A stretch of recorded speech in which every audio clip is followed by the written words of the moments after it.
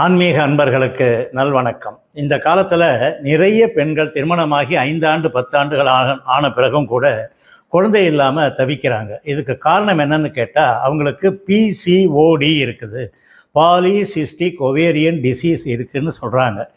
அப்படின்னா என்ன அப்படின்னு இதற்கு முதல்ல ஒரு காணொலியில் நாம் பார்த்தோம். அதுக்கான லிங்கை டிஸ்கிரிப்ஷன் பாக்ஸில் கொடுத்துருக்குறேன். அதை நீங்கள் பார்த்துட்டு அதுக்கு பிறகு இந்த காணொலிக்கு வாங்க. பாலிசிஸ்டிக் ஒவேரியன் டிசீஸ் PCOD ஏன் வருகிறதுன்னு முதல்ல தெரிஞ்சுக்கணும். அதுக்கு பிறகு இதற்கான தீர்வு என்ன அப்படிங்கிறத நாம் சொல்கிறோம்.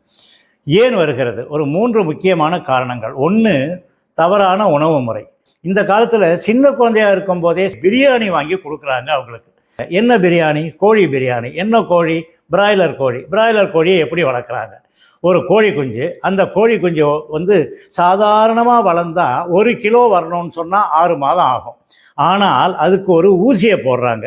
அப்போ அது என்ன ஆகுது? 6 வாரத்தில் 1 கிலோ 1.5 கிலோ வளர்ந்துடுது. அந்த கோழியில் செய்யப்பட்ட பிரியாணியோ அல்லது வறுவலோ குழம்போ எது சாப்பிட்டாலும் அது நம்ம உடம்புக்கு போகுது. அந்த ஹார்மோன் நம்ம உடம்புக்கு போயிடுது. என்ன ஹார்மோன் அது? STH, சொமட்டோட்ரோபிக் ஹார்மோன், வளர்ச்சி ஹார்மோன் அப்படின்னு அதுக்கு பேர். அதாவது ரொம்ப சீக்கிரமாக வளர்ச்சியை அது தூண்டி விட்டுடும். அப்போது உடம்பு சரன்னு ஊதி போயிடும். ஊழசதைன்னு சொல்லுவாங்க, குண்டா போயிடுவாங்க. இதுக்கு ஒபேசிட்டி அப்படின்னு பேர். இதன் காரணமாக இன்னொரு பக்க விளைவும் ஏற்படுது. என்ன தெரியுமா? நீரிழிவு நோய். எதனால் அது வருது? பெரும்பாலான பேர் என்ன செய்கிறாங்கன்னா, நொறுக்கு தீனி நிறையா சாப்பிட்றாங்க. அதிகமான மாவு பொருள் சாப்பிடும்போது அது இன்சுலின் ரெசிஸ்டன்ஸ், இன்சுலின் எதிர்ப்பு தன்மையை உண்டு பண்ணுது. இன்சுலின் எதிர்ப்புனா என்ன?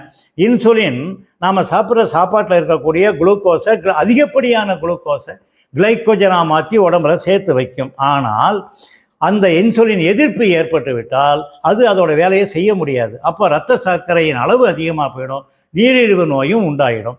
இதன் காரணமாகவும் உடம்பு ஊதி போயிடும். இந்த பாலிசிஸ்டிக் ஒவேரியன் டிசீஸும் வந்துடும். இது ஒன்றாச்சா?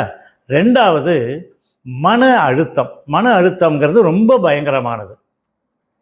கண்ட சினிமாக்களை பார்க்குறது, கண்ட நாடகத்தை பார்க்குறது, பார்க்கக்கூடாத காட்சிகள், கேட்கக்கூடாத செய்திகள், இதையெல்லாம் தொலைக்காட்சியில் பார்க்குறோம், பத்திரிகையில் படிக்கிறோம். இதெல்லாம் பார்த்துட்டு மனசில் நிறைய உணர்ச்சிகளை ஏற்படுத்திக்கிறாங்க. அதாவது கோபப்படுறது, சிடுன்னு பேசுறது, மன அழுத்தம் ஏற்படுறது. இதனாலேயே என்ன ஆகும்? ஹார்மோன்களின் சுரப்பு உடம்புல தடைப்பட்டு போயிடும். ஹார்மோன்களின் சுரப்புனாக்க என்னென்ன ஹார்மோன்கள்? புரோஜெஸ்டிரோன், எஸ்டிரோஜன். இந்த ஹார்மோன்களின் சுரப்பு உடம்புல தடைப்பட்டு போச்சுன்னு சொன்னால் என்ன ஆகும்? நீர்க்கட்டி உண்டாயிடும். 3வது, வாழ்க்கை முறை. வேலைக்கு போகிற பெண்கள் பெரும்பாலும் ஐடி கம்பெனியில், வங்கியில், ரயில்வேயில், போஸ்ட் ஆஃபீஸில், மற்ற அலுவலகங்களில் உட்காந்தே வேலை பார்க்குறாங்க. சுறுசுறுப்பு இருக்கிறது கிடையாது, உழைப்பு கிடையாது. அதனாலேயும் உடம்பு போட்டுடும், உடம்பு ஒப்பி போயிடும், ஒபேசிட்டி ஏற்படும், நீரிழிவு வியாதி வரும். இந்த மாதிரியான கோளாறுகள் எங்கே கொண்டு போய் விடும்? ஹார்மோன் சுரப்பை தடுத்து விடும். இதுதான் காரணங்கள். இப்போது இதுலேருந்து எப்படி விடுபடுவது, எப்படி இந்த PCODயை நீக்குவது? நல்லா சொல்கிறேன், கேட்டுக்கங்க. முதல்ல ஒரு மருத்துவம். என்ன மருத்துவம்னா, மலைவேம்புன்னு ஒன்று இருக்குது. இதுதான் மலைவேம்பு. இதன் இலை காம்புகள் நல்லா நீளமாக இருக்கும், சாதாரண வேப்ப இலையை விட. இதன் பூக்கள்லாம் வெள்ளை நிறமாக கொஞ்சம் ஊதா கலந்துருக்கும். காய் உருண்டையாக இருக்கும், கொத்தாக இருக்கும். இந்த மலைவேம்பு இலைகள் தான் இந்த நோய்க்கு, PCODக்கு மருத்துவம். இந்த மலைவேம்பு இலைகள் கொஞ்சமாக பீரியட் ஆகிறதுக்கு ஒரு 3 நாள் 4 நாள் முன்னாடியே சேகரித்து கொண்டு வந்து ஒரு வெள்ளைத்தாளில் மடித்து ஃப்ரிட்ஜில் பத்திரமா வச்சுக்கோங்க. பீரியட் ஆகிற அன்னைக்கே என்ன செய்யணும்னா, ஒரு கைப்பிடி மலைவேம்பு இலைகளை எடுத்து நல்லா ஒரு கல் உரலில் போட்டு நல்லா நசுக்கி அதை அரைச்சி 2 நெல்லிக்காய் அளவுக்கு உருட்டி எடுத்துக்கோங்க. அதை வாயில் போட்டு, அதாவது தண்ணி இல்லாமல் அரைக்கணும், அரைச்சி அதை வாயில் போட்டு முழுங்கிடுங்க. இது 5 நாட்களுக்கு சாப்பிடணும். இதே மாதிரி அடுத்த மாதம் பீரியட் ஆகும்போது முதல் நாள்லேருந்து 5வது நாள் வரையில், அடுத்த மாதமும் 3வது மாதமும் முதல் நாளிலிருந்து 5வது நாள் வரையில் இந்த மலைவேம்பு இலை அரைச்சி சாப்பிடணும். சரியா? இப்போ ரொம்ப முக்கியமாக ஒரு விஷயம் சொல்கிறேன். பத்தியம், 3 பத்தியம். 1, இந்த 5 நாளும் கண்டிப்பாக புளி சேர்த்து கொள்ளக்கூடாது. 2, இந்த 5 நாளும் கடுகு, உளுத்தம்பருப்பு எண்ணெய் போட்டு தாளித்த உணவுப் பொருள்கள் எதுவுமே சாப்பிடக்கூடாது. மூன்றாவது ரொம்ப முக்கியம், அசைவ உணவு கூடவே கூடாது. இந்த 5 நாளும் எப்போவுமே சாப்பிடாம இருந்தால் ரொம்ப நல்லது. ஆக இப்படி இருந்ததுனால் நிச்சயமாக இந்த நீர்க்கட்டிகள் 3வது மாதத்தில் கண்டிப்பாக மறைந்து போகும். இது மருந்து. இப்போ உணவு பழக்கத்துலேயும் நான் ஒன்று சொல்கிறேன், கேட்டுக்கோங்க. பிராய்லர் கோழி வேண்டவே வேண்டாம். அசைவம் சாப்பிட்டே ஆகணும் போல் தோணுச்சுன்னால் இந்த 5 நாள் தவிர மற்ற நாளில் நீங்கள் கடல் மீன்கள், அதுவும் சின்ன சின்ன மீன்கள், அதில் ஒமேகா 3 ஃபேட்டி ஆசிட்ஸ் இருக்குது. அதனால் அதை எடுத்துக்கலாம், எப்போயாவது எடுத்துக்கலாம்.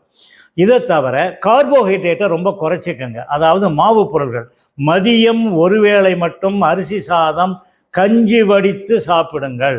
மற்ற 2 வேளைகளும் சிறுதானியங்கள். என்னென்ன சிறுதானியங்கள்? வரகு, சாமை, குதிரைவாலி, தினை, கம்பு, கேழ்வரகு, இது மாதிரியான சிறுதானியங்களில் இட்லி, தோசை, உப்புமா, பொங்கல் இது மாதிரி பண்ணி சாப்பிடுங்க. அப்புறம் ஒவ்வொரு நாள் காலையிலையும் தொடர்ந்து எப்போவுமே சாப்பிடலாம். கொஞ்சமாக பச்சை பயிறு, கொஞ்சோண்டு வெந்தயம், ஒரு 7-8 சிவப்பு கொண்டு கடலை, இதை ஊற வச்சு முளைக்கட்டி அதை சாதாரணமாக சாப்பிட்டுட்டு வாங்க. நிச்சயமாக புரோட்டீன் உடம்புல அதிகமாகும், கார்போஹைட்ரேட்டு குறையும், மாவு சத்து குறையும், ஃபைபர் சத்து அதிகமாகும். இதனால் நீர்க்கட்டிகள் கொஞ்சம் கொஞ்சமாக மறைஞ்சு போயிடும். கண்டிப்பாக கருவுறுதலுக்கு நீங்கள் தயாராவீர்கள். இது உணவு பழக்கத்தில் செய்ய வேண்டிய மாற்றங்கள். அடுத்தது, மனசை சந்தோஷமாக வச்சுக்கோங்க. டென்ஷனே வேண்டாம். கலகலப்பாக இருக்கிறதுக்கு என்ன செய்யணும்? லாரல் அண்ட் ஹார்டி நகைச்சுவை பாருங்கள், சார்லி சாப்ளின் பாருங்கள், நம்ம வடிவேலு நகைச்சுவை பாருங்கள், டனா தங்கவேலு, சந்திரபாபு, இந்த மாதிரி நகைச்சுவை காட்சிகளை பாருங்கள். சாமி பாட்டு கேளுங்க, மெல்லிய பாடல்கள், பழைய பாடல்களை கேளுங்க. மனதை இலகுவாக வச்சுக்கோங்க, சாதாரணமாக லேசாக வச்சுக்கோங்க. எக்காரணம் கொண்டும் மனசை அலபாய விட வேண்டாம், கவலை வேண்டாம். இந்த கவலையை விட்டொழித்து மன அழுத்தத்தை விட்டொழித்தாலே ஹார்மோன்ஸ் உற்பத்தியானது நன்றாக இருக்கும். புரோஜெஸ்டெரோன், எஸ்ட்ரோஜன் உற்பத்தி நன்றாக இருக்கும். இது 2ஆச்சா. 3வது எக்ஸசைஸு. காலையிலையும் சாயங்காலமும் கொஞ்சம் எக்ஸசைஸ், ஒரு 5லேருந்து ஒரு 10 நிமிஷமாவது குனிஞ்சு நிமிரணும், ரொம்ப முக்கியம். அந்த வயிற்று பகுதி சுருங்கணும், மடிஞ்சு வரணும், குனிஞ்சு நிமிரணும். பள்ளிக்கூடத்தில் சொல்லி கொடுத்துருப்பாங்க, அது மாதிரியான ட்ரில் சொல்லி கொடுத்துருப்பாங்க. அது மாதிரி எக்ஸசைஸ் பண்ணுங்கள், தியானம் பண்ணுங்கள், யோகாசனம் தெரிந்தால் அதை செய்யுங்க.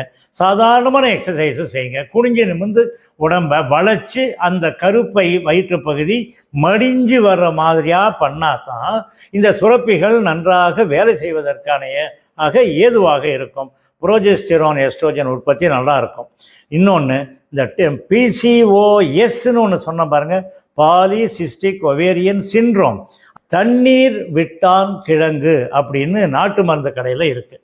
தண்ணீர் விட்டான் கிழங்கு, அந்த கிழங்கு ஒரு 50 கிராம் வாங்கிட்டு வாங்க. வெயிலில் நல்லா உலர்த்தி பொடி செஞ்சு மிக்சியில் அரைச்சி நைஸாக அரைச்சி வச்சுக்கோங்க.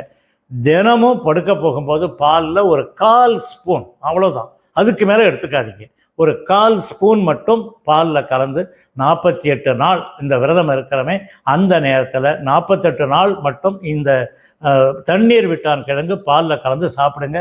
நிச்சயமாக இந்த டெஸ்டோஸ்டிரோன் அளவும் சரியாயிடும்.